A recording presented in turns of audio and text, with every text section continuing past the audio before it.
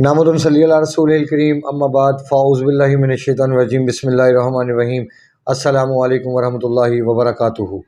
میں ہوں حکیم آصف علی راؤ۔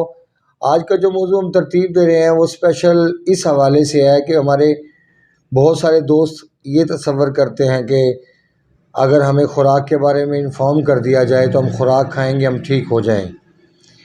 اس میں کوئی شک نہیں کہ نظریہ مفرط غذا کا سب سے بڑا کمال یہی ہے کہ وہ خوراک پر کام کرتا ہے۔ خوراک پر کام کرنے کی سب سے بڑی وجہ یہ ہوتی ہے کہ انسان کی جو مشین ہے یا ایک عام روٹین میں موٹر سائیکل کو دیکھ رہے ہیں، اس میں جو اس کا ایندھن ہے، اس کی انرجی ہے، وہ پیٹرول ہے۔ اسی طرح انسان کی انرجی خوراک ہے۔ کوئی شک نہیں اس میں کہ انسان کے جسم میں خوراک پیٹرول کی حیثیت رکھتی ہے۔ اگر خوراک کا صحیح استعمال ہو، جیسے میں نے اپنی ایک ویڈیو بنائی تھی جس میں میں نے فاسد القیموس اور سالل القیموس دونوں کے اوپر کہا تھا کہ ذرا نظر ثانی فرمائیں کہ دنیا میں اللہ تعالیٰ نے فاسد القیموس بھی پیدا کیا ہے، خون کو گندا کرنے والی چیزیں، خون گندا پیدا کرنے والی، خون کو گاڑھا کرنے والی۔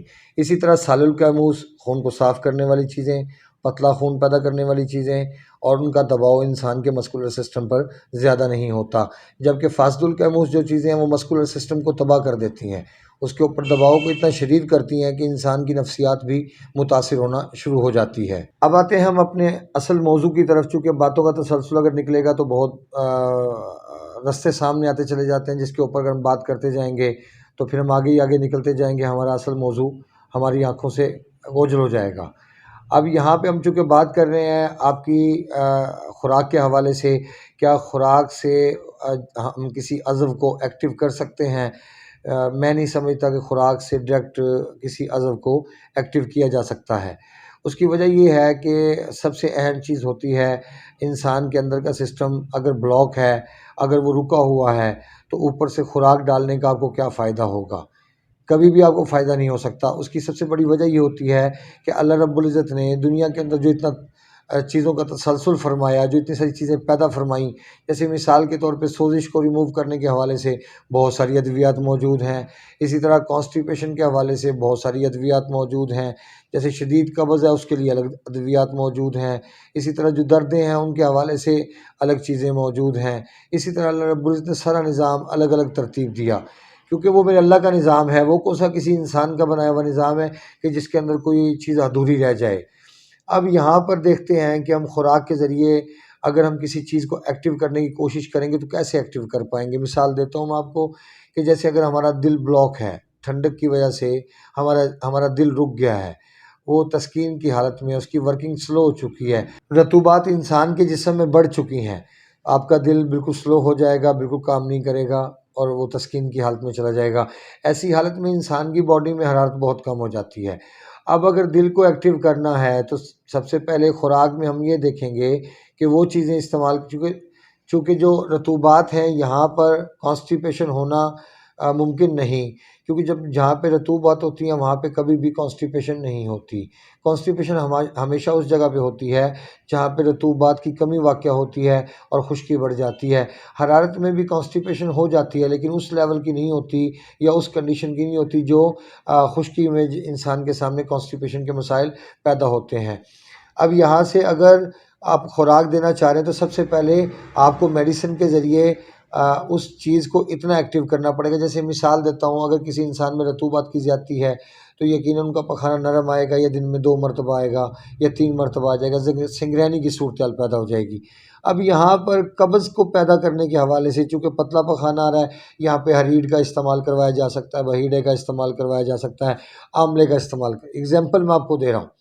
اس کے استعمال سے کیا ہوگا؟ اس کے استعمال سے انسان کا مسکولر سسٹم ایکٹیو ہو جائے گا اور خشکی پیدا ہونے کے ساتھ ساتھ سٹروک ہونا شروع ہو جائے گی۔ جب خشکی جسم کے اندر بڑھنا سٹارٹ ہوگی تو جسم میں رطوبات خشک ہوتی چلی جائیں گی اور اس طرح دل بھی ایکٹیو ہو جائے گا اور انسان کے اعصاب کا دباؤ بھی کم ہو جائے گا۔ یہ میں نے آپ کو ایگزامپل سیٹ کر کے دی ہے، اس کا مطلب یہ نہیں ہے کہ تمام لوگ اس کا استعمال کرنا شروع کر دیں۔ یہاں پہ میں نے لانگ پہ ویڈیو بنائی تو مجھے جن لوگوں کے مجھے کمنٹس آئے، چونکہ میں نے غلطی سے اس کے بارے میں کچھ چیزوں کے بارے میں انفارم کیا کہ کچھ مسائل ایسے ہیں کہ سیکشول جس میں وہ استعمال کی جا سکتی ہے، لوگوں نے فون کرنا شروع، جو نہیں کھا سکتے وہ بھی کھانے کے چکر میں پڑ گئے۔ وہ خدا را میرے بھائیوں، خیال کیجئے دنیا میں کوئی بھی چیز بغیر مقصد کے اللہ تعالیٰ نے ترتیب نہیں فرمائی۔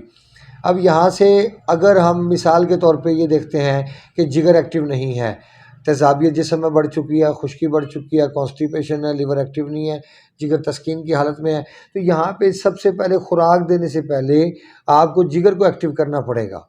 اگر آپ ڈائریکٹ جگر کو ایکٹیو نہیں کرو گے، اس کے حصے میں سے رکی ہوئی غلاظتیں نہیں نکلیں گی، وہ اس کی شریانیں نہیں کھلیں گی، اس کا جو غلاظت جہاں پہ وہ پوائزن رکا ہوا ہے صرف اور صرف جگر کے صحیح کام نہ کرنے کی وجہ سے، خشکی بڑھنے کی وجہ سے، آپ اس کو کیسے باڈی سے ڈسچارج کر پاؤ گے؟ کبھی بھی ایسا ممکن نہیں۔ لہٰذا خیال کیجئے اپنی صحت کے حوالے سے، یہ ایک بڑا سیریس میٹر ہوتا ہے انسان کی زندگی کا، کیونکہ یہاں پہ ٹوٹکوں سے اجتناب کرنا ہی سب سے بہترین بات ہے۔